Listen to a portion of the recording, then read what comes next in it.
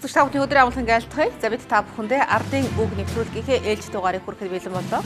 За та бүхэн сайн мэдж байгаа Монгол Улсын ерөнхийлөгч захиагийн элбэгд орж за 2 бүрэн эрхийн хугацаа буюу өнгөрсөн 8 жилийн хугацаанд хийж хэрэгжүүлсэн ажлыг олон нийтээр дүгнүүлэхүүднээс бид ардын үг хэмээх зөвлөлт хайныг зохион байгуулж байгаа. За энэ зөвлөлт хайны маань зарчим бол за 7 хоногийн туршид бид үзэгч та бүхнээ мэдээлэл илжүүлэх зорилгоор за ерөнхийлөгчийн хийж хэрэгжүүлсэн ажлын талаарх мэдээллийг хүргэж байгаа билээ.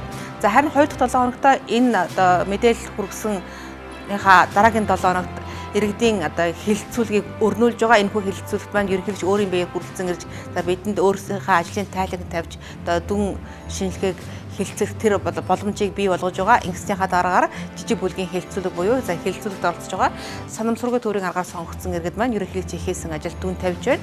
За ингэж дүн тавьснаар бид үзэгч та бүхэнд энэ дүнгийн талаарх мэдээллийг хүргэж байгаа. За бид энэ удаад за 5 дахь сэдвээр сонгон үзэгч та бүхэнд мэдээллийг хүргэж байгаа. За энэ удаагийн сэдэв бол Монгол Улсын ерөнхийлөгчийн иргэдийн оролцоог нэмэгдүүлэх чиглэлээр хийж хэрэгжүүлсэн ажил санаачлага гаргасан үр дүн за мөн хууль эрх зүйн орчинд хэрхэн ямар нөлөөллийг үзүүлсэн юм бэ гэдэг мэдээллийг хүргэж байгаа. За бид үзэгч та бүхэндээ эхний өдөр буюу энэ 7 хоногийн эхний өдөр буюу даваа гарагт орон нутгийн хөгжлийг дэмжих сангийн үйл ажиллагаанд иргэдийн оролцоог хангах зорилгоор ерөнхийлөгч ямар санаачлал гаргасан энэ ажил ямар үр дүнтэй байгаа юм бэ гэдэг одоо мэдээллийг манаас таймч баасантан хүргэсэн бол за өчигдөр мегмар гарагт манай сэтгүүлч төгс жаргал үзэгч та бүхэнд за иргэний танхим буюу иргэдийн оролцоог хангах чиглэлээр чухам ямар ажил хийгдсэн бэ гэдэг талаарх мэдээллийг хүргэсэн. За өнөөдөр би харин үзэгч та бүхэндээ за иргэдийн оролцоотойгоор за төсвийн ил тод байдлыг хангах үүднээс ерөнхийлөгч Шилэн дансны тухай хуулийг санаачлан за улсын хурлаар батлуулж за 2 дахь жилдээ хэрэгжиж байгаа энэ ажил ямар хөө үр дүнтэй байгаа юм бэ гэдэг мэдээллийг хүргэхээр ажиллаж байна. За ингээд мэдээлэл хүргэе. За Монгол Улсын ерөнхийлөгч санаачлагаараа сургуулийн хөгжил дэвшилт хамаатай шийдвэр гаргах үйл явцад иргэн таны оролцоог бий болгох ардын үг зөвлөлдөг хаян үргэлжилж байна. Тулгамдж байгаа асуудал бүрт иргэн таны дуу хоолойг эрхэмлэж, эрх ашигт биш иргэдийн санаа бодол тулгуурлах ардын үг энэ удаад Монгол Улсын ерөнхийлөгч захиагийн элбэгд оржийн 2 бүрэн эрхийнхээ хугацаанд иргэдийн оролцоог дэмжих чиглэлээр хийж гүйцэтгсэн ажлыг иргэн таны оролцоотойгоор дүгнэх гэж байна. Зөвшөлдсөх бус зөвлөлтөө. За зөвшөлдсөх бус зөвлөлтийг гэсэн энэ уранд зохион байгуулж байгаа ардын үг аян маань энэ удаад Монгол Улсын ерөнхийлөгчийн иргэдийн оролцоог хангах чиглэлд хийгдсэн ажлууд за тэр дундаа өнөөдөр Шилэн дансны тухай хуулийн тухай мэдээллийг үзэгч та бүхэнд хүргэхийг зорж байна. За 2014 оны 4 дугаар сарын 6-ны өдөр Монгол Улсын ерөнхийлөгчийн санаачилсан Шилэн дансны тухай хуулийг за улсын хурал өргөн барьсан байгаа. За энэ хүү одоо хуулийг өргөн барихтаа зэрэгцээд иргэдийн оролцоог хангах чиглэлээр за 2 ч удаа хуулийн төслийн хилцүүлгийг олон нийтийн дунд зохион байгуулсан. За Монгол Улсын ерөнхийлөгчөөс 2013 оны 6 дугаар сарын 10-ны өдөр Монгол Улсын үндсэн хуулийн 1-р зүйлийн 2 дахь хэсэг заасан төрийн үйл ажиллагааны үндсэн зарчим болон хууль дээдлэг төрийн албаны тухай хуулийн 4-р зүйлийн 4-2-ын 2-т заасан төрийн албаны ил тод байх. За нөгөө талаас мэдээллийн ил тод байдал ба мэдээлэл авах эрхийн тухай хуулийн 5-р зүйлийн 5-1-ийн 13-т заасан хуулийн дагуу нууцт хамааруулснаас бусад бүх мэдээлэл нээлттэй байх болон төсвийн тухай хуулийн 6-р зүйлийн 6-гийн 5 дахь хэсэг заасан төсвийн ил тод байдлыг хангасан байх зарчмыг баталгаажуулах зорилгоор засгийн газарт чиглэл өгөх тухай 88 тод зарлигаа гаргаж байсан. За харин улсын болон орон нутгийн төсвөөс санхүүжигч төрийн байгууллага түншлэн төрийн болон орон нутгийн өмчийн оролцоотой аж ахуйн нэгжийн төсвийн орлого зарцуулалт болон тайлагналын үйл ажиллагааг олон нийтэд нээлттэй болгох ажлыг хууль тогтоомжид нийцүүлэн зохион байгуулж иргэдэд ойлгомжтой хүртээмжтэй байдлаар мэдээлэх Шилэн дансны тогтцоон шилжих энэ санаачлага энэ зарлагт одоо орсон байгаа. За энэ зарлагийн одоо үр нөлөөгөөр за Монгол Улсын ерөнхийлөгчийн санаачлагаар Шилэн дансны тухай хууль ийхүү за өргөн баригдаж за улсын хурлаар 2 ч удаа хэлэлцэгдэж батлагдсан. За зүгээр товчхон энгийнээр тайлбарлах юм бол за төрийн өмчийн 50-аас дээш хувийн хөрөнгө оруулалттай аж ахуйн нэгж болон төрийн өмчийн хөрөнгөөр ажил гүйцэтгэж байгаа аж ахуйн нэгжүүд за 5 саяас дээш төгрөгийн одоо орлого зарлах хийх тохиолдолд за Шилэн дансанд байршуулан олон нийтэд мэдээллийг нээлттэй байлгах энэ одоо зарчмаар ажиллах нь за төсвийн ил тод байх за иргэдийн оролцоотойгоор хяналт тавих төр боломжийг нээх юма гэж үзсний үндсэн дээр ийхүү за Шилэн дансны тухай хуулийг өргөн барьсан байгаа. За Шилэн дансны тухай хуулийг өргөн барьсан даруйда Монгол Улсын ерөнхийлөгч нөгөө л иргэдийн оролцоотой асуудлыг шийдвэрлэх за иргэдийн одоо эрх зүй мэдээллийг сайжруулах энэ санаачлагынхаа хүрээнд иргэдийн дунд олон нийтийн хилцүүлгийг зохион байгуулсан. За Шилэн дансны тухай хуулиар 2 ч удаа хилцүүлэг зохион байгуулж за мөн төсөөлт санхүүжилтчүүдэг одоо 5,000 гаруй аж ахуйн нэгж төрийн өмчийн аж ахуйн нэгж төрийн байгууллагуудыг мэдээлэлжүүлэх зорилгоор хилцүүлгийг идэвхтэйгээр өрнүүлсэн. За би одоо үзэгч та бүхэндээ Монгол Улсын ерөнхий захиагийн хэлбэг доржийн 2014 оны за 12 дугаар сард зохион байгуулагдсан за шилэн дансны тухай хуулийн хэрэгжилт зөвлөгөөн дээр хэлсэн үгийг онцлон та бүхэнд танилцуулъя гэж бодож байна. За ер нь иргэдийн хариуцлагыг иргэдийн хяналтыг өндөрсгөх. За нөгөө талаар төрийн одоо эрх мэдэлтэн буюу за төрийн өмчийн хөрөнгийг захиран зарцуулж байгаа эрх мэдэл одоо хариуцлагын тогтолцоог сайжруулах үүднээс энэ шилэн дансны тухай хуулийг бас батлагдлаа гэдгийг ерөнхийдөө энэ үеэр онцлон хэлж байсан. За өглөө болгон одоо шилэн дансанд бид мэдээлэл байршуулснаар за ил тод нээлттэй шудраг одоо ажиллах энэ боломжийг нээж өгнө гэдэг зүйлийг бас энэхүү зөвлөгөөний үеэр ерөнхийлөгч маань хэлж байсан. За энэхүү үгийг одоо үзэгч та бүхэндээ танилцуулъя. Улс төрчид юу ярьж гин, ямар шийдвэр гаргаж гин. За ялангуяа юу ярьж гин, ямар популизм хийж гин. Юу хэлж гин гэдэгт хүмүүс нэг ач холбогдол өгөө болж байгаа. Гэхдээ хүмүүсийн мөнгийг хэрхэн зарцуулж байна гэдэгт бүх хүн ач холбогдол өгч ирсэн. Гэтэл бид нар тэр хүмүүст ард иргэддээ тэр боломжийг олгоогүй. Одоо сонгуул бүхэнд, байгууллага бүхэнд нэг сайхан үгнүүд байдаг. Ил тод байдлыг хангана. Хариуцлагатай болно, шудраг ёсыг хэрэгжүүлнэ, хуулийг мөрдөнө. Энэ зүгээр үг шүү дээ. Энэ зүгээр лоозон. Эннээс цаашаа алхаж чадахгүй байгаа байхгүй. Одоо тэр хариуцлагатай болно гэдэг чинь тэр хариуцлага гэдэг юмныхаа биеийг олж үзэх гээд шүү дээ. Тэрнийгээ биежүүлэх гээд байна. Тэр одоо хариуцлага гэдэг юмыг хүн гэж авч үзэх юм бол тэр хүний эд эрхтний нэг нь одоо энэ шилэн данс болж харагдаж байгаа. Магадгүй тэр нүдэн, тархин одоо энэнийг хийгээ та нарт харуулж байна. Хөөе, хариуцлага гэдэг юм чинь биежүүлээд ирэхээр ингэж харагддаг юм байна. Биеэр нь хараад ирэхээр яг өөр дээр нь тулаад ирэхээр одоо энэ албан тушаалтай улсууд, албан тушаалтнууд айж эхэлдэг, мэгдэж эхэлдэг. Энэ хуулиас айгаад мэгдээд байх ямар ч шаардлага байхгүй. Гаргаж байгаа шийдвэрээ хуулийнхаа дагуу гаргаад мэдээлэлээ тэр гаргадаг хугацаанд нь гаргаад өглөө бүхэн тавиад энэ дээр ажил үүргийнхаа дэвтэр дотор өглөө ирээл хийх нэг ажил заавал бичсэн байх шүү дээ. Бүх албан тушаалтнууд шилэн дансны хууль байгааг өглөө бүхэн надад сануулж бай гэж өөрийнхөө туслагт хэлэх хэрэгтэй. Өөрийнхөө ширээн дээр тэгж бичиж тавьсан байх ёстой. Тэгээл болоо. Тэгээ тэр хуулинд ямар одоо заалт байдгийг надаас хамаарах ямар заалт байна. За шилэн дансны хуулиас болж л би одоо муу газрын хаалга татах вэ. Шилэн дансны хуулиас болж энэ дулаан суудлаас огцрох вэ. Ийм мэдээллийг бол заавал одоо ойлгосон байх хэрэгтэй юм л. Одоо энэ явж байгаа бидний өнөөдрийн зөвлөгөөний үйл ажиллагаа бүгд харж байгаа. Хараасаа гэж бодож байгаа. Иргэдийн төлөөлөгч бүхэн, тэнд байгаа иргэдийн төлөөлөгчдийн хурлын одоо тэргүүлэгчдэр дарга бүхэн одоо манай иргэдийн төлөөлөгчдийн хуралчин хяналт тавих юм байна. Би хяналт тавих юм байна. Иргэдийн төлөөлөгчдийн хурлын тэргүүлэгчдийн дарга би хяналт тавих юм байна. Бүр багийн хуралд хүртэл нийтийн хурал гэдэг байгаа нийтийн хурлын дарга гэж байгаа шүү дээ. Баг хорон дээр бид хяналт тавих юм байна. Хуулийн шилэн дансны хуулиар юу вэ? Хамгийн эхэлж хийх юм бол өнөөдрөөс эхлээд хуулиа унших хэрэгтэй.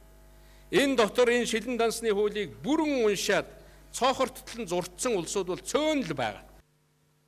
За энэхүү ард иргэдийнхаа дунд хилцүүлэг өрнүү за холбогдох мэдээллээр хангасны эцэс за улсын хурал 2014 оны 7 дугаар сарын 1-ний өдөр за шилэн дансны тухай хуулийг баталгаажуулсан байгаа. За хуулийг баталгаажуулахаас өмнө за хууль хилцэгдэх явцад за ерөнхийлөгч нэг удаа хуулиа буцаа авсан. За тэр нь чухам за хилцүүлгийн явцад иргэдийн аудит буюу иргэдийн хөндлөнгийн хяналтыг хэрхэн яаж хийх вэ гэсэн за заалт байсан. За бас бус зарим нэгэн заалтыг хасаж дахин өргөн барьснараа энэхүү 2014 оны 7 дугаар сарын 1-нд батлагдаж 2015 оны 1-р сарын 1-ээс шилэн дансны тухай хууль хэрэгжиж эхэлсэн байгаа. Бид үзэгч та бүхэндээ шилэн дансны тухай хууль буюу хуулийн хэрэгжилт буюу шилэн дансыг хэрхэн яаж иргэд хянах боломжтой юм бэ гэдэг талаарх мэдээллийг өнөөдрийнхөө энэ цагийн хөтөлбөрөөр өгөхөөр байгаа.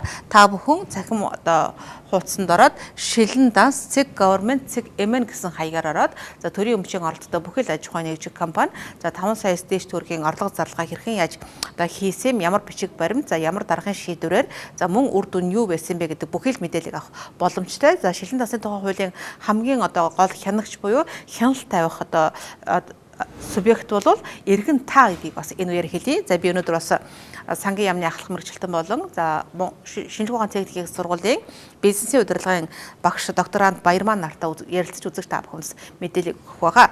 За ийхүү шилэн насны хууль батагдсанаар төсөв санхүүгийн ил тод нээлттэй байдал хангагдаж эрх зүйн нэгдмэл орчин бүрдсэн. За нөгөө талаар татвар төлөгчдийн хөрөнгө болон төрийн өмчийн хөрөнгийг үр ашиггүй зүйл захиран зарцуулах байдал багасж авилга хялх ахуулын гэмт хэрэгээс урьдчилан сэргийлэх боломжийг бүрдүүлэн өгсөн байгаа.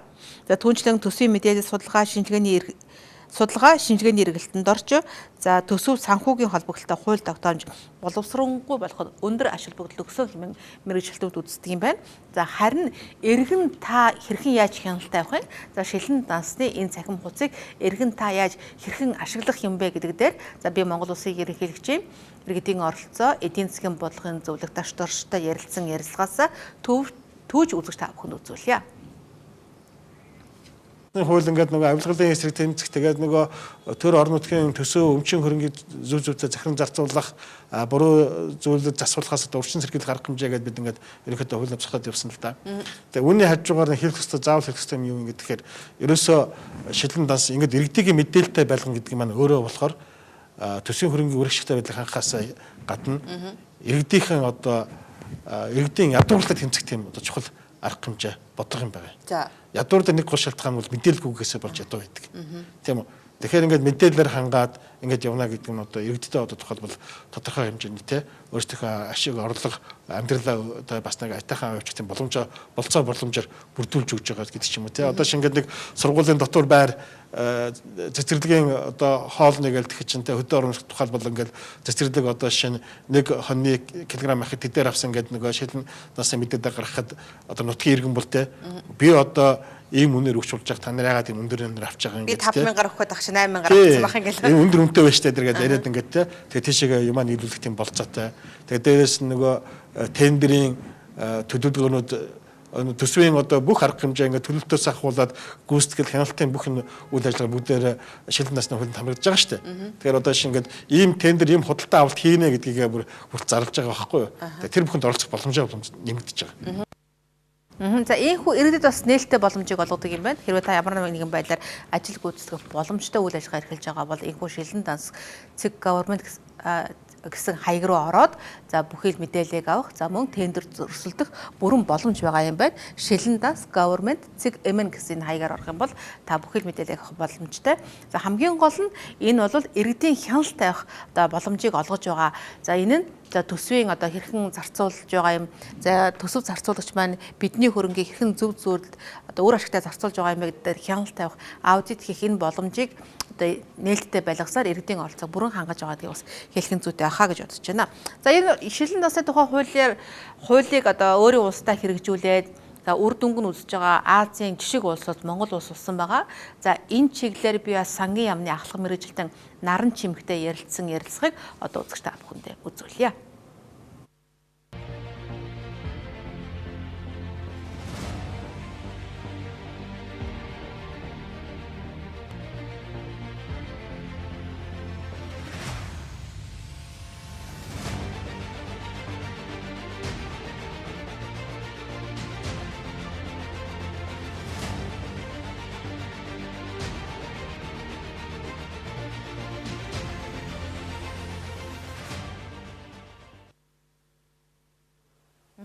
Тэр ярилцах боломж олгосон танд их баярлалаа.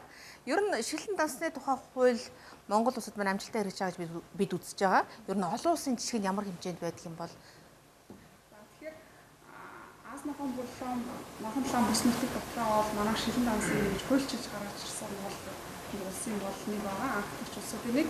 За тэгэхээр энэ дэлгэцэнд харуулснаар бол яагаад шилэн дансыг бид өнөөдөр хэрэглэх болов гэж үзэхээр бусад дэлхийн улс орнуудтай ингээ харьцуулахад бол бүх дэлхийн улс орнуудын засгийн газрыг 100% гэж үзэх юм бол түүний 2% бол мэдээлэл ил болгосон байдаг юм байна.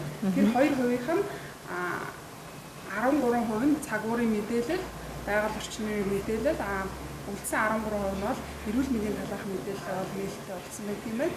Тэгээд сүүлийн үед бол ерөнхийдөө энэ хөгжингүй орнуудын зөвлөгөө энэ олон улсын байгууллагуудаас зөвлөж байгаагаар бол мэдээлэл ил болгох нь бол зүйтэй юм а гэдэг зөвлөгөөгөөр хөгжиж байгаа орнууд мэдээлэл ил бол одоо чиг хандлага бол нэлээд ажиглагдж байгаа. За тэгээд Засгийн газрын одоо энэ санхүүгийн те зарцуулалтын төсөв санхүүгээ яаж зарцуулж байна гэх талын мэдээллийг бол аваад үзэхэд 2% нь бол энэ төсвийн засгийн газрын зарцуулалтынхаа мэдээллийн 2% бол ил болгосон байна. За тэгээд энэ олон улсын энэ нээлттэй байдлыг одоо үнэлдэг энэ байгууллага байгаа. Тэгэхээр би одоо энд дөрөх мэдээллийн их усрыг болохоор зэрэг энэ бэлтгэцэнд харуулж байгааг нь Open Data Barometer.org-ийн сайтаас бол авч ярьж байгаа. Тэгэхээр энэ байгууллага маань болохоор зэрэг улс орнууд мэдээлэл хэрхэн ил болгосон байна. Ямар хөө төвшин төр гэдгийг бол энэ индексээр мэдсэн байгаа. Бэлтгэцэнд харуулж байгаагаар бол энэ 3 үзүүлэлтээр бол авч үзсэн байна. За Witness гэдэг нь болохоор зэрэг ерөнхийдөө засгийн газрын мэдээлэл ил болох сонирхол байна уу те. Зарим соц орнууд ч бол мэдээллийг бол хаалттай байхыг хүсдэг. Хэрвээ мэдээлэл ил болохыг нэгэнт одоо ирмэлцэл засгийн газар байгаа бол түүнийг яаж хэрэгжүүлж байгаа хэрэгжилтийн байдлыг бас үнэлгээ өгсөн байгаа. Ингэж хэрэгжүүлснээрээ нийгэм болон эдийн засгийн улс төрийн иргэний төлөвшөлт ямар эерэг нөлөө бий болгож байгаа гэдгийг ингэ үнэлсэн байна. За бид бүхний харж байгаагаар бол энэ Англи бол ерөнхийдөө энэ мэдээллийг бол нэлээд ил болох боломжийн түвшинд ил болгоцсон байна. Англитай харьцуулахад бусад орнууд ямар байгаа вэ гэдгийг бол ингэ үнэлсэн зэрэг байгаамаа. За тэгээд дэлгэцэнд харж байгаагийн энэ бол сайн болон муу хоёр жишээ байна. Энэ бол их чухал юм одоо жишээнүүд байгаа. Энэ гол харагдж байгаа энэ баруун гар талд болохоор зэрэг сайн жишээг бид нар харж байна. Зүүн гар талд бол муу жишээ. За яагаад сайн юм бэ гэхээр зэрэг энэ мэдээлэл ил болгосноор энэ улс төр засгийн газрын үйл ажиллагаа, улс төрийн төлөвшөл, нийгэм, эдийн засаг, хувь хүний одоо төлөвшөлд ямар хүн нөлөө үзүүлж байгааг энэ матрицын энэ шинжилгээгээр гаргаж ирсэн байна. За гадны тэр ногоон хүрээ бол Англи улсын бол жишээ. Тэр доторх хар хүрээ бол тухайн бүс нутгийн хэмжээ. Тэгэхээр ингээд мэдээлэл ил болгосноор Англи улс бол иргэний болон одоо нийгмийн эдийн засгийн бол эерэг нөлөөлөлийг авчиж байгаа гэдгийг бол харж болж байна. Зүүн талд бол энэ Хаити улсын жишээ байгаа. Бүс нутгтаа бол ингээд мэдээлэл хөнөгдмөл хаалттай байснаар одоо хөгжлөн төдий хэмжээгээр бүс нутгаас авцарч байгаа жишээг бол ингээд харж болж байна. За олон улсын байгууллагуудаас ерөөсөө засгийн газрууд зарцуулалтынхаа мэдээллийг 4 төвшөнд бол ил болгож энэс цаашаа болоо гэж байна. Тэгэхээр төсвийнхаа төлөвлөлтийг яаж хэрэгжүүлж байгаа байдлаа тэгээд тайлбарлалтаа тэр тайлбарлалт нь өмнө зөв үсгийг дүнсэн үнэлгээний аудитыг тайлбарлуулгыг бол ил болгож байгаа гэж байна. За тэгэхээр энэ хүн болохоор зэрэг яагаад энэ хүний өнөөдөр би дурдж ярих болов гэхээр зэрэг олон улсын энэ нээлттэй байдлыг бол нэлээд их дуу хоолой олон улс төрийн хүнд байгаа энэ сайтыг санаачлагч түрүүндээ их усээрээ дурдсан сайтыг санаачлагч тийм байнаар бэ гэж хүн болохоор яагаад мэдээлэл ил болох ёстой вэ гэхээр хүн команда байгаа мөнгнөөс болоод ядуурл гэдэг нэр томьёо гардаг боловч тийм өнөөдөр ядуурлаас гарах тийм одоо мэдээлэл их усрээ олж чадахгүй байгаа юм үед амьдсан ядуурл бол нийгэмд ингээд өжигддөг. Тийм учраас тэр хүн ядуурлаас яаж гарах вэ гэдэг арга замын мэдээллийн мэдлэгийг өгөх нь чухал гэж үздэг юм байна. Өөрөөр хэлбэл альва мэдээлэлээр өөрийгөө хангацсан хүн за эдийн засгийн боломжоо тооцоолоод явах бүрэн боломж байдаг юм байна гэдэг жишээ. Жишээлбэл одоо ингээд сумын иргэн байлаа гэхэд би сумдаа ямар хувь нэмэр оруулах чадах уу те? Би одоо үдийн цай сумынхаа сургуулийн үдийн цай хөтөлбөрт одоо яаж орох юм? За нэг миний чадах юм юу юм те? Өөрийнхөө нөөц болцоог тодорхойлоод тэгээд өөрийнхөө өрхийн орлогыг бэлтгэх юм одоо эерэг боломжийг бүрдүүлэхийн төл мэдээллийг бид нар олохоор зориод байна. За бид нар бол энэ цэнгэр талбарт бол мэдээллийг бол Шилэн дансны нэгдсэн цахим хуудасаар олгож байгаа юм. Иргэн бол үнийг өөрөө мэдлэг болгож авах ийм бол үндсэн зорилготой явж байгаа. За тэгээд мэдээлэл нь ямар байвал одоо ил тод болсон гэж үздэг юм бэ гэхээр энэ хүний 5 одны зарчмаар бол мэдээллийг бол үнэлдэгсэн байна. За тэгэхээр хамгийн мэдээллийн одоо тавьж байгаа муу жишээ бол одоо PDF гэдэг юм уу те PDF мэдээлэл нь болохоор дахин боловсруулах боломжгүй байдаг юм байна л да скандал ингээ оруулцдаг. За тэгэхээр ер нь бол 2 одны зарчим бол Excel-ээр мэдээлэлээ тавьсан байвал бас сайн. Бүр цаашаа ингээ 4-5 од болоод ирэхээр зэрэг мэдээлэл доктортой одоо баталгаатай их усрээс тавьсан хэрвээ судлаач мэдээлэл сонирхож байвал цаашаа та өмнөх жилүүдийн мэдээлэл ингээ авч болно шүү гэсэн нээлттэй зарчмаар мэдээлэл тавьсан сайн жишээ болт юм байна. За энэ бол зүгээр нэг юм PDF яагаад PDF муу вэ гэхээр зэрэг энэ манай төсвийн байгууллагын жишээ би татчих авсан. Тэгэхээр ингээд PDF ингээд сканертад оруулаад тавьчихаар энийг одоо боловсруулж байгаа иргэн маань судлаач маань цаашаа тоо мэдээлэл авахтаа дахиж гараар шивэх юм шаардлага үүсэж байгаа юм. Тэгэхээр энэ маань бас аваад ашиглах боломжгүй гэсэн үг байна. Шууд ашиглах боломж нь хязгаарлагдана. Тэгэхээр за Excel-ээр тавьдаг гэхээр ингээд жоохон ойлгомжгүй ямар мэдээлэл тавьсан байсан юм байгууллага. Тэгэхээр энэ бол шууд иргэн хараад бол яг юуны мэдээлэл ингэж ойлгоход бол бас хүчтэй болдог. За ерөнхийдөө мэдээллийг яаж тавих ёстой вэ гэхээр зэрэг энэ олон улсын байгууллагын зөвлөж ороод иргэнд санхүүгийн мэдлэггүй иргэнд хялбаршуулсан байдлаар ойлгомжтой байдлаар тавья. Жишээлбэл одоо энэ ингээд сумын сургуулийн төсөвгээд харахад бол энэ тод улаан нь бол цалин юм байна. Нийт зардлын их хэсэг цалиндаа зарцуулах юм байна. Тэр ягаан хэсэг дээр бол за тогтмол зардлууд те захиргаан устдуулан за бусад өнгүүд болохоор бичиг хэрэг томилт ч юм уу ингээд товшоод орохоор энэ задардаг ч юм уу те иймэрхүү байдлаар хялбаршуулах нь бас зөв хэрэг байгаа юм. Тэгэхээр шилэн дансны хууль хэрэгжихээс өмнө бол мэдээлэл авах талаарх бол олон хуульд бол тунхагийн чанартаараас яагаад тунхаггүй гэхээр зэрэг та ингээд иргэн мэдээлэл авах нээлттэй те үндсэн хуулийн дайч байлыг мэдээллийн ил тод байдлын тухай хууль ч гэх юм уу бусад хуулиудад нэлээд их байсан. Тэгэхээр яг иргэн ингээ мэдээлэл хайгаад явахаар төрийн байгууллага руу очихоор зэрэг хэн хизээ ямар мэдээллийг ямар давтамжтай өгөх үү гэдгийг тодорхойгүй. За ингээ дараагаас асууж байгаа бол тий. За там маргааш шир.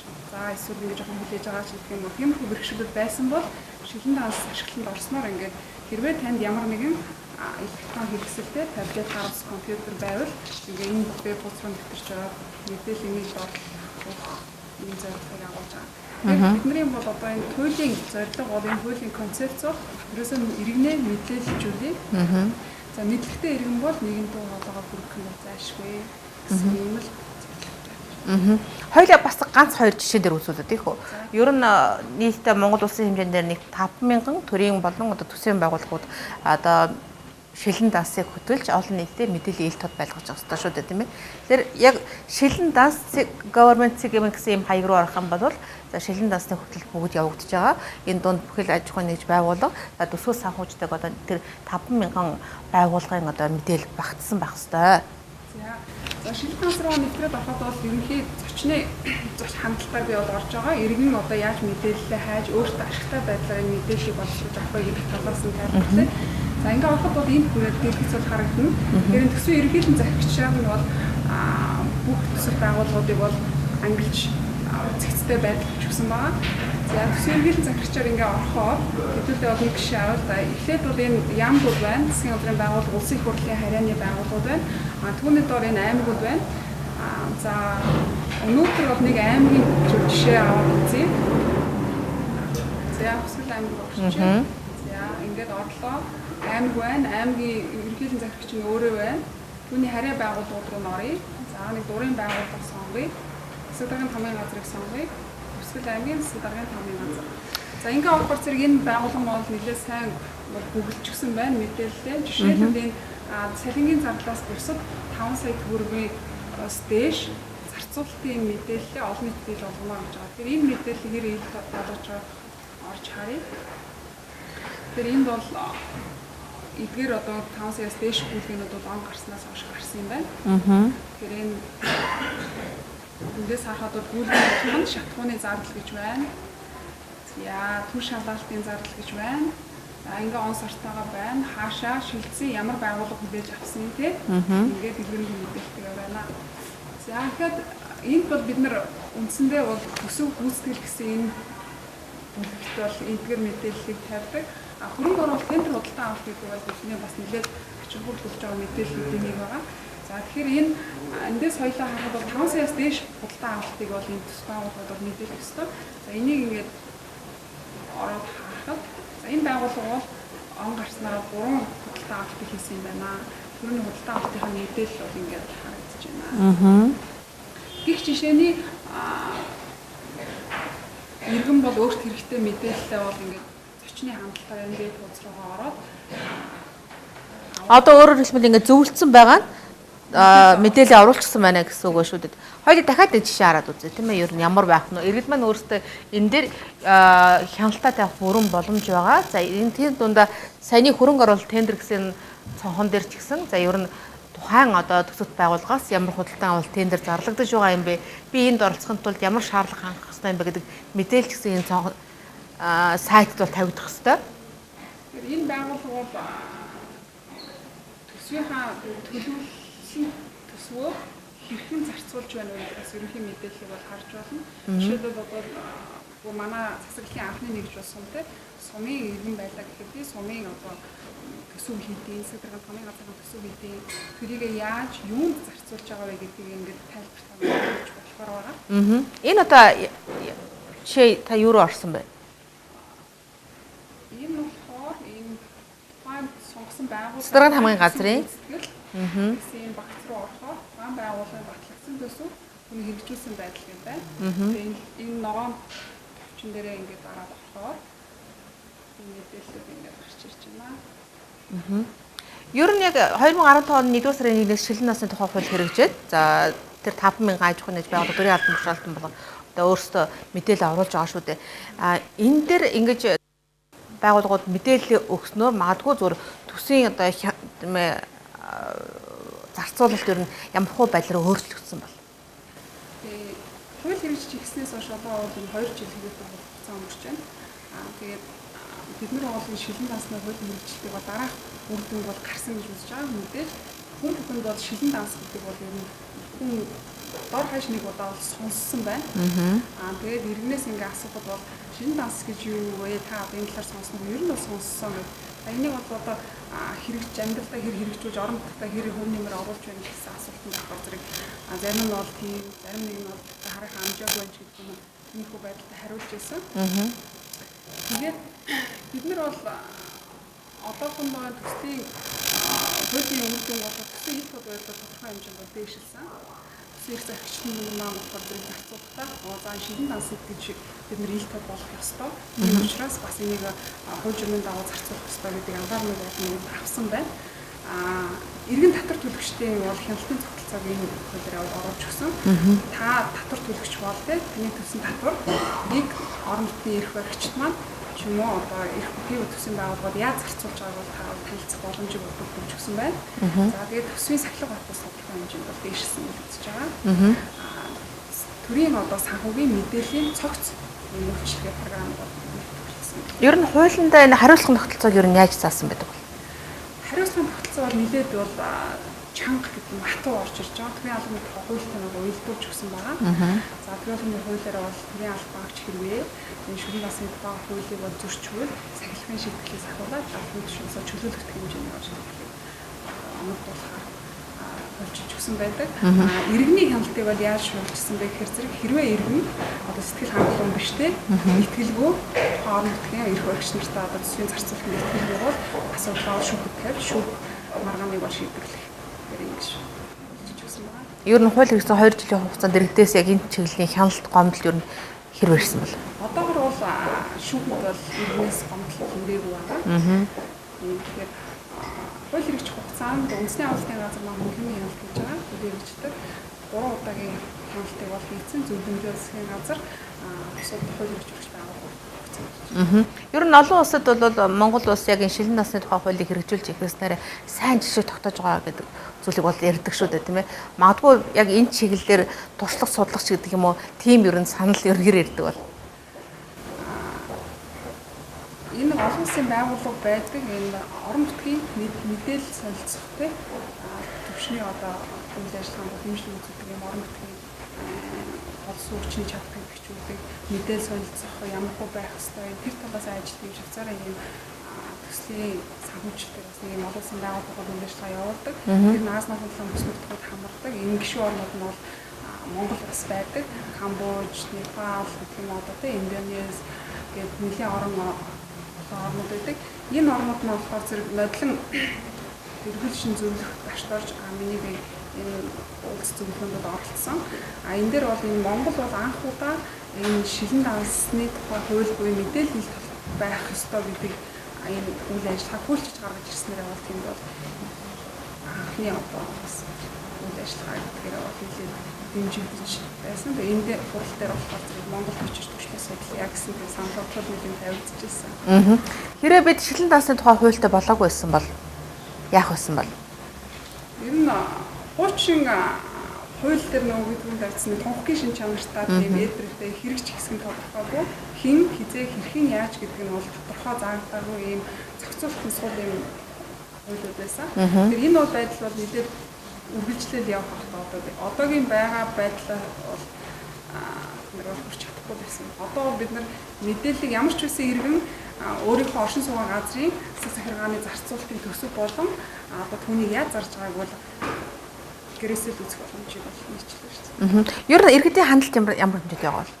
За энэ дэр хэвлэлээ сонирхолтой статистик авч үзье. За ингээд нийтдээ бол энэ одоогийн байдлаар 6480 орчим төстэй агуулгын 16000 гаруй одоо албан хаагчны систем мэдээлэл оруулахаар бүртгэгдсэн байгаа. За тэгээ өнөө 16 оны байдлаар бол 495 мянган мэдээллийг бол энэ хуудасараа бол нийтэлсэн байгаа. Тэгэхээр давхарцсан тоогоор бол 865 мянган хүн бол одоо энэ системийг үзэж сонирхож байна. Сүүлийн үеийн тоогоор бид нэр энэ өчигдөрхөн би апдейт хийж харж байхад бол 1.3 сая давхарцсан тоогоор хүмүүсүүд энд зочилсан байна. Яг гаднаас нөө мэдээлэл тавихгүйгээр гаднаас сонирхож байгаа зочид нь 610 мянга байгаа. Тэгэхээр энэ зочид болохоор зэрэг нэг удаагийн хамталтаар 5 төрлийн мэдээллийг үзэж сонирхсан байна. За ингээд 5 төрлийн мэдээллийг үзэж сонирхдоо нийтдээ 3 сая гаруй хуудсыг бол үзэж сонирхсан байна. Нэг удаа энэ системд ороод мэдээлэл үзэхдээ бол 7 минут орчим саат биш. Өөрсдийнхөө хэрэгтэй те сонирхсан мэдээллийг үзэж сонирхсан байна. За ингээд системийн зочдыг одоо хамталтынхаа нутаг дэвсгэрээр нэг авч үзвэл 97% нь бол дотоодоос үлдсэн 3% нь бол гаднаас. За Орос, Хятад те Австрали, Япон, Солонгос гэх мэт орноос хандсан байна. Ер нь одоо яг энэ хуулийг цаашдаа улам бүр чанаржуулах, за төсвийн хяналтаа нэмэгдүүлэх, иргэдийн оролцоог улам бүр одоо хангах, нэмэгдүүлэх одоо шаардлага байгаа гэж үзнэ. Тэгэхээр ер нь цаашдаа юу хийх ёстой юм бэ? За аудитын байгууллага бол биднэрт зөвлөж байгаа. Энэ хуулийн хэрэгжилтэнд бол нөлөөлдөг байгууллага тийм ээ. Тэгэхээр зөвлөж байгаа бол энэ хуулийг бас цаашаа боловсрон болгох шаардлага нэг тулгарчээ. Тэгэхээр бидний хийсэн хууль маань бас засаг сайжруулах, боловсронгоо олох юм шаардлага байна. Нэлээ иргэдтэй бас өшөө ойртуулах тийм процессын шин чанартай засварууд байна. Энийг дагаад энэ системийг хөгжүүлэлт бол бас хэлбэр хийгдэж байна. Дээрээс нь бид нар бол энэ систем болон хууль нам бүхэлдээ иргэний оролцоог дэмжихээр хийгдсэн. Гэтэл нөгөө иргэн маань бас төдийлөн мэдээлэлээ авахгүй байна уу эсвэл жоохон авсан ч идэхгүй байна уу зөвхөн иргэдийн идэх бас жоохон сул байгаа. Тэгэхээр иргэд маань одоо харьяа нутаг дэвсгэрийнхаа цаашлаад улс орныхоо эдийн засгийн үйл явдалд одоо иргэдтэй оролцоосч гэж уриалж байна. Тэгэхээр иргэн та одоо оролцооч нь сайн таны мэдлэгийг бид нэр одоо сайжруулах, баяжуулахын төлөө бол ингэж хичээж ажиллаж байгаа. Иргэний оролцоогоо цаашдаа бас хэмжээ явах. За баярлалаа. Тэгэхээр энэ цагт бид сангийн яамны ахлах мэргэжилтэн наран чимэгтэй ярилцаж үзэж та бүхэн шилэн дансны тухай хуулийн хэрэгжилт ямар шатнд байгаа юм. За шилэн дансыг бид одоо бас хянт иргэнийхээ үүргийг биелүүлэхийн тулд юу хийх ёстой юм бэ гэдэг талаарх дэлгэрэнгүй мэдээлэл өглөө.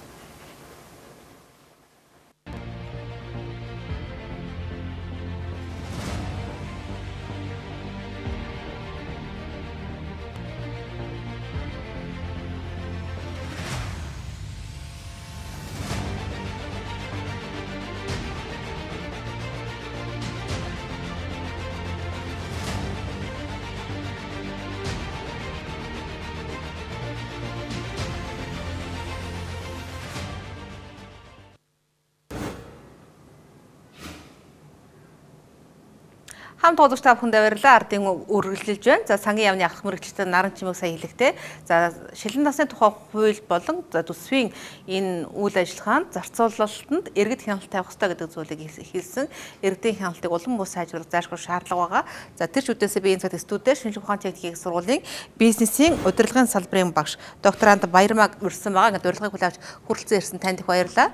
Тэр ер нь хүнлэнгийн хяналт хийхэд энэ шилэн дасны тухай хуулийн хэрэгжилт ер нь ямар байдалтай байна гэж та бүхэнд өгнөж байгаа вэ? За нийтийн нийгэм форумын зүгээс 2016 оны 12 сараас 2017 оны 4 сар хүртэл 5 сарын хугацаанд шилэн дансны хуулийн хэрэгжилт ямар байгаад мониторинг хийсэн байгаа. За мониторингод аймаг нийслэл дүүргийн нийт 31 засаг даргын хамгийн газар. За мөн нийслэл болон орон нутагт байрлалтай 45 төрийн өмч үйлдвэрийн газар байгуулахыг сонгоо авч мониторинг хийсэн. Ер нь юу ажиглагдав? За ингээд мониторингийн үр дүнд болохоор бид нэр шилэн дансны хуулийн дагуу одоо ил тод болгох ёстой мэдээллүүдээс одоо 5-6 мэдээллийг сонгож аваад тэдгээр мэдээллийг хэрхэн ил тод болгож байгаад одоо ажиглалт хийсэн байгаа. За ажиглалтын үр дүнг ажиглах юм бол ерөнхийдөө шилэн дансны хуулийн хэрэгжилт бол бас тийм хангалттай түвшинд байхгүй байна гэсэн тийм үр дүн харагдаж байна. Энийг одоо хангалттай байлгахын тулд иргэдийн тавих хяналтыг сайжруулахын тулд юу хийх ёстой юм бэ? За ерөнхийдөө бол эдгээр хуулийн дагуу хүлээсэн үүргээ биелүүлээд шилэн насны захин хуудсанд бол мэдээлэл цаг хугацаанд нь тогтмол одоо бүрэн гүйцэд тавьж явах шаардлагатай байна. За тэгээд үүнийг одоо энэ шаардлагыг биелүүлэхийн тулд ерөнхийдөө нөгөө орон нутагт нийт 30 гаруй иргэний нийгмийн байгууллагууд бас ажиллаж байгаа. За эдгээр иргэний нийгмийн байгууллагууд нь сар тутам одоо эдгээр байгууллагууд нь өөрсдийн хуулийн дагуу ил тод болгох ёстой мэдээлэлээ хэрхэн ил тод болгож байгаа тогтмол хяналт тавьж байгаа. За тэгээ энэ хяналтын үр дүнд ч гэсэн ерөнхийдөө бас хяналт тавьж ирснээс хойш ерөнхийдөө бас нөгөө энэ хуулийн хэрэгжилт бас харьцангуй нөгөө дээжиж байгаа үр дүн ажиглагдаж байгаа. Ер нь бол төрийн өмчөөр үйл ажиллагаа явуулж байгаа бүхэл аж ахуйн нэг шиг иргэн өөртөө хяналт мэдээлэл оруулах ёстой шүү дээ тийм ээ. Яг хяналт тавихад ер нь ямар мэдээлэл дутуу байна? Нийтдээ 28 мэдээлэл оруулах ёстой. За түүнээсээ 15 мэдээллийг баримттайгаар шилэн дансанд байршуулах ёстой. Тэгэхээр би зарим нэг 5 баримт ярьчихав. Тэгэхээр нийт 31 засаг даргын хамуун газруудын хувьд болохоор бид нар 6 төрлийн мэдээллийг сонгож аваад мониторинг хийсэн. За үүнд болохоор тухайн жилийн худалдаа авах үйл ажиллагааны төлөвлөгөө, тухайн жилийн төсөв, за мөн тухайн сарынхаа төсвийн гүйцэтгэлийн мэдээ. За тэгээд мөн 5 сая төгрөгөөс дээш үнийн дүнтэй худалдаа авалтын мэдээ. 5 сая төгрөгөөс дээш үнийн дүнтэй орлого зарлагын мэдээ. За мөн 5 сая төгрөгөөс дээш дүнтэй орлого зарлагатай холбогдох нөгөө шийдвэрийг бас нийтлсэн байх ёстой гэсэн. Ийм одоо 6 төрлийн мэдээлэл дээр бол мониторинг хийсэн байгаа. За ингээд 16 оны 12 сараас хойш исэн ажиглалтынхаа үр дүнгээс ингээд үзэх юм бол зарим төрлийн мэдээлэл дээр бол харьцангуй ил тод хуулийн хэрэгжилт бол харьцангуй гайгүй. Зарим төрлийн мэдээлэлээр бол нэлээд сул байгаа хандлага ажиглагдаж байна. За тухайлах юм бол жилийн төсөв болон төсвийн гүйцэтгэлийн сарын мэдээг бол засаг даргын хамуун газрууд бол харьцангуй ихэнх дийлэнх одоо засаг даргын хамуун газрууд нийтэлж байгаа үр дүн байна. За харин худалдаа авах үйл ажиллагааны жилийн төлөвлөгөөг бол нийт засаг даргын хамуун газруудын одоо тал өрөхгүй хувь нь л нийтэлсэн байх жишээтэй байна. За мөн бид нар 5 саяас дээш үнийн дүнтэй орлого зарлагын гүйлгээний мэдээллийг төрийн сангийн дансны хуулгатай бас харьцуулж үзсэн. За яг мэдээлэл яг 100% нийтэлж гэнэ үгүй юу гэдгийг шалгаж үзгээд за тухайлбал аймгийн засаг даргын хамуун газруудын хувьд бол ердөө нэг 10 хүрэхгүй хувь нь одоо 100% нийтэлсэн байх жишээтэй. За нийслэл дүүргүүдийн хэмжээнд аваад үзэхээр нийт 10 засаг даргын хамуун газраас ердөө нэг 2-3 л гүйлгээг 100% ил тод болгосон байх жишээтэй байгаа. За тэгээд хамгийн хангалтгүй байгаа зүйл болохоор эдгээр гүйлгээнд одоо хамаарах шийдвэрийг бол бас давхар нийтэлж байх ёстой. Тэгэхээр эдгээр шийдвэрийг бол ажиглалтын үр дүнд одоо 31 засаг даргын хамуун газар байлаа гэхэд 5-6 л ердөө ингэ шийдвэрээ нийтэлдэг. За шийдвэрээ нийтлэхдээ ингээд бүрэн бас нийтэлдэг ч юм уу тийм ийм хөө одоо үр дүн гарч байна.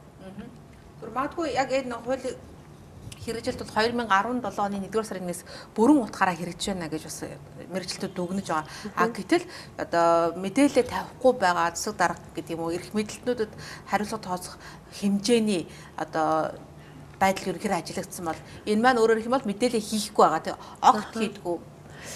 Тэгэхээр ерөнхийдөө бол ингээд 2016 оны 12 сард хийсэн ажиглалтын дүнг яг одооний ингээд 17 оны 1 2 3 дугаар сарын ажиглалтын дүнтэй харьцуулахад бас харьцангуй нөгөө нэлээд ахиц гарсан байлээ. Хууч ингээд харахад бол нөгөө бас мэдээлэл байршуулахдаа ингээд ойлгомжгүй одоо яг нэг стандартын дагуу бус ч юм уу тий ойлгомжгүй тоо мэдээ байршуулах за дутуу байршуулах ч юм уу иймэрхүү асуудал гарч ирсэн. За ингээд сүүлийн саруудын ажиглалтаар аваад үзэх энэ байдлаас харьцангуй сайжирсан. Одоо мониторингийн үр дүнд бас байдал харьцангуй ингээд сайжраад явж байна гэсэн бас дүр зураг ажиглагдаж байгаа. За шилэн насны тухай хуулиар бол энэхүү хуулийн хэрэгжилтэн дээр иргэд өөрсдөө хяналт тавих ёстой гэдэг ийм зүйл залт байгаа. За хөндлөнгийн хяналт болоод за иргэдийн хяналт байснараа төсвийн захиран зарцуулалт илүү одоо нээлттэй болж хариуцлагатай байх энэ одоо зарчим хадгалагдана гэдгийг гэсэн хууль санаачлалч маань хэлсэн байдаг. Танд их баярлалаа баяр маагшаа. Тэр үзэгч та хүмүүс шилэн данс цэг government цэг юм гэсэн хаяг руу ороод мэдээлэл шалгах бүрэн боломжтой. Иргэдийн хяналт байснараа төсөв зөв захиран зарцуулж өгч өгөө юу гэдгийг бас одоо хянах тэр боломж нээгдэнэ. Хэрвээ ямар нэгэн байдлаар за шилэн дансанд мэдээлэл оруулаагүй эрх мэдэлтэн албан тушаалтан байх аваас 5 сая төгрөгөөр торох болон за албан тушаалыг нь одоо хурааж авах, дахин төрийн алба хашихгүй байх хүртэл хариуцлага тооцох ийм зүйл заалтчсан хуулинд байдаг гэдгийг бас хэлхэн зүйтэй авах гэж бодож байна. За энэ цаг төслүүд шинжлэх ухааны техникийн сургуулийн бизнесийн салбарын захирал докторант Баярмаа ажиллаа. Танд их баярлалаа. Та бүхний ажил амжилт хүсье.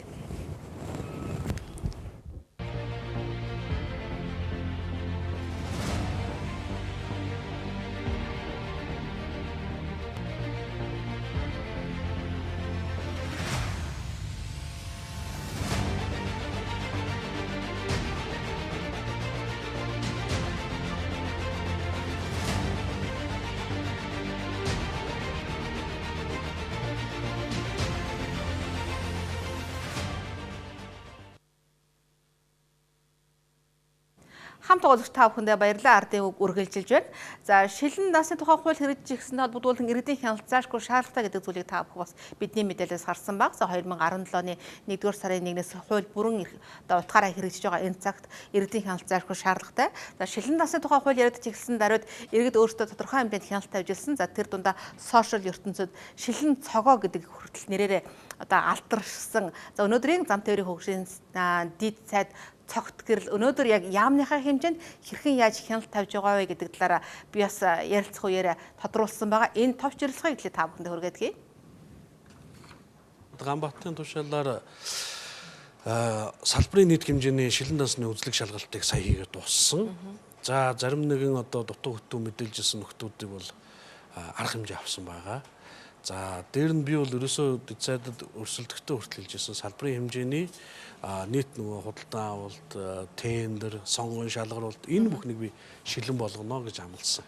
За одоо нөгөө тендерийн үйлдвэрлэл чинь одоо эхлэх гэж байна шүү дээ. Тэгэхээр энэ хугацаанд одоо манай салбарын хэмжээнд одоо худалдан авалт, тендер янз бүрийн юмнууд одоо зарлагдаад ингээд гарах юм бол би тэрийг бүгдийг өөрийнхөө энэ цахим хаягуудаар олон нийтэд хүргэчнэ. Энэ бол асуудалгүй. Ингээд засаг солигдттой зэрэг нэг айдас байна л да. За одоо хин буруудах бол хин нөгөөд хэцүү нөгөө ийм юм руу явах бол гэл тээ. Одоо ингээд хараад мөн хатыгаа ийш нь явуулчихсан та хөгжлийн банкны. Тийм айдас байдгүй. Тийм юмд орчихгүй тулд яах вэ? Би зөвхөн төрлөө орохоор бүр айдас.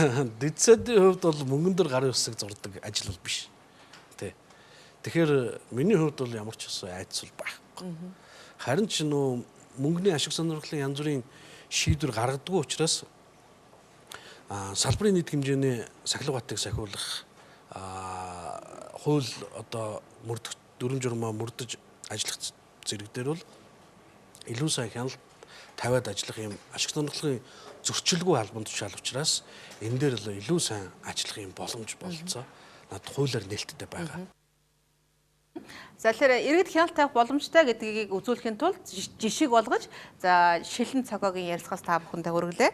За 2017-оны байдлаар за Шилэн дансны тухай хуулийн хэрэгжилт ямар байна вэ гэдэг тайлан мэдээллийг за аудитын байгууллагаас бас мөн одоо өнгөрсөн баасан гарагт хийсэн байгаа. За энэхүү тайлан мэдээлэлээс харах юм бол за Шилэн дансны нийт захим хуудас нь нийтдээ 422,471 хэрэглэгч хандаж 426 1085 удаагийн хандлт хийгээд 2 сая мэдээллийг хүлээн авсан гэдэг ийм мэдээлэл байгаа. За энэ нь өөрөөр хэлбэл иргэд хяналт тавьж байна гэдэг энэ тайлан мэдээллийг харах бүрэн боломж байгаа. За харин хөндлөнгийн аудит хэрхэн яаж хяндаг юм бэ гэдэг тал дээр за аудитын Монгол Улсын ерөнхий аудитор байсан Зангад готой бид бас 16 цагаас ярилцах байгаа. За харин өнгөрсөн баасан гарагт болсон тайлангийн мэдээлэлээс манай сэтгүүлч Томч Золбарын бэлтгэсэн мэдээллийг та бүхэндээ хүргэе. За харьцангуй за иргэдийн хяналт бас сайжрах шаардлагатай байна гэдэг мэдээллийг эндээс олж харж болох байхаа. Монгол Улсын ерөнхийлөгчийн зүгээс иргэдийн оролцоог нэмэгдүүлэх замаар улсын төсвийн хяналтыг бий болгох, төвлөрлийг сааруулах гэсэн бодлого санаачилсан байдаг. За энэхүү бодлогын хүрээнд Шилэн дансны тухай хуулийг боловсруулж улсын хурлаар батлуулсан.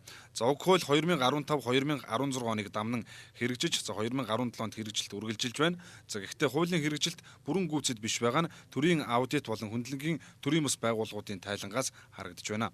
За үндэсний аудитын газраас 2015-аас 2016 онуудад Шилэн дансны хуулийн хэрэгжилтээр нийт 4 удаа аудит хийсэн байна. За хэрэгжилтийг сайжруулахын тулд сургалт сурталчилгааны ажлыг сайтарыг шаардлага байна гэсэн зөвлөмжийг хөргүүлжээ. За манай сангийн яамныхны гаргасан судалгаа тайлангаар болохоор Шилэн дансны хуулийг нийт 6800 байгууллага гаргаж явахаас өнгөрсөн онд бол 70 орчим хувь нь болохоор бүрэн хэмжээнд гаргаж мэдээлэл хийж явсан гэж байгаа. Тэгээ 30 орчим хувь нь ямар нэгэн байдлаар тэ дутуу мөн зарим мэдээлэл гаргахгүй ингэж явж ирсэн. Тэгээд энэ дээр тодорхой арга хэмжээ авч байгаа гэсэн тийм мэдээ тайлан өгөөд явж байгаа. За бид нар бол энэ 4 удаагийн аудитуудаар болсон түрүүнээ би бас хэлсэн. Тодорхой албан шаардлагуудыг шууд одоо өнөөдрийн дотор та нар мэдээлэл тавих хэрэгтэй. Тэ ингээд 14 хоногийн дараа сарын дараа тэр бидний тавьсан албан шаардлагыг биелүүлээгүй шууд тэр албан шалтанд хариуцлага тооцоолохоор саналуудыг хөрвүүлж ажилласан байж байгаа. За энэ дээр бол бид нар мэдээлж байна. Тухайлх юм бол одоо ингээд яг 15 оны эхний хасжилт хийхдээ шууд тухай бид ингээд явцын хяналтууд хийж явж байгаа. 64 байгууллагад 394 одоо албан шаардлагыг хөрвүүлсэн гэсэн. Энэ албан шаардлага бол та ийм өдөр тавих хэрэгтэй ийм мэдээллүүдэд тавиагүй шүү гэд албан шаардлагуудыг одоо шууд хөрвүүлж ажилласан байж байгаа. Шилэн дансны хуулийн хэрэгжилтийн хяналтыг улс орон даяар нийт 200 гаруй аудитор хийж байгааг үндэсний аудитын газраас танилцуулж байна. За үүнээс гадна орон нутгийн төсвийн ил тод байдлын талаарх хүндлэнгийн судалгааг иргэний нийгмийн байгууллагууд болон судлаачидтай хамтран нээлттэй нэгэн формоос хийж гүйцэтгэсэн байна. Ерөнхийдөө бол яг тийм их хангалттай биш байна. Аймагудаас бол 4 аймаг бол ерөөсө 100% 12 сараас эхлээд ингээд бүх мэдээлэлтэй тавих ёстой мэдээлэл тавиад яваад байгаа юм. За нийслэлд бол нэг 2 дүүрэг байна. Хан уул дүүрэг бол 100% тавиад явж байна. Баян зүрх дүүрэг бол бас харьцангуй гайгүй. Ер нь 80-с дээш 90-с дээш шовтой.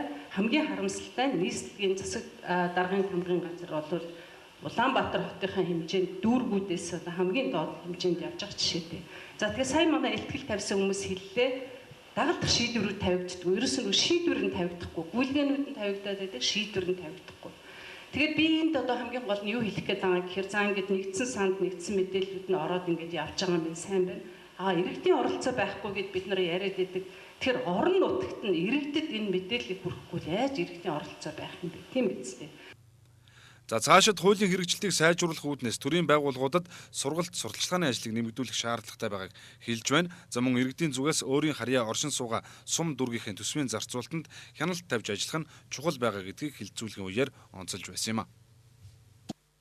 За энэхүү 2015 оны 1-р сарын 1-ээс Шилэн дансны тухай хууль хэрэгжсэнээр за хуулийн дагуу төсвийн ил тод байдал хангадаг мэдээлэл олон нийтэд хүрч иргэдээс төсвийн хэрэгжилтэнд хяналт тавих нөхцөл боломж бүрэн бүрдсэн гэж үзэж байгаа. За хэрвээ ямар нэгэн байдлаар төсвийн захиран зарцуулалтанд алдаа дутагдал ажиллагдах аваас за хэрвээ ямар нэгэн байдлаар төрийн албан тушаалтын эрх мэдэлтэн Шилэн дансанд өөрийн орлого зарлагын тайлан мэдээлэл байршуулаагүй тохиолдолд эргэн гомдолтой байх аваас төрийн аудитын байгууллагад гомдол гаргах бүрэн боломж байгаа гэдгийг бас энд хэлхэн зүйтэй байх. Эргэн та төсвийн хяналт төсөвт хяналт тавих бүрэн эрх бүхий эргэн гэдгээ бас энэ мэдээлэлээс мэдэж авсан байхаа гэж бодож байна. За бид Монгол Улсын ерөнхийлөгчийн за бүрэн эрхийн хугацаанд хийж хэрэгжүүлсэн ажил. За тэр дундаа иргэдийн оролцоог хангаж төрийн үйл ажиллагаа төсөвт хяналт тавих боломжийг хангах үүднээс хариуцлагын тогтолцоог бий болгож Шилэн дансны тухай хуулийг баталснаар иргэд ямар эрх үүрэгтэй болсон юм. За танд ямар эрх байгаа юм бэ гэдэг мэдээллийг бас энэ удаагийнхаа нэвтрүүлгээр өглөө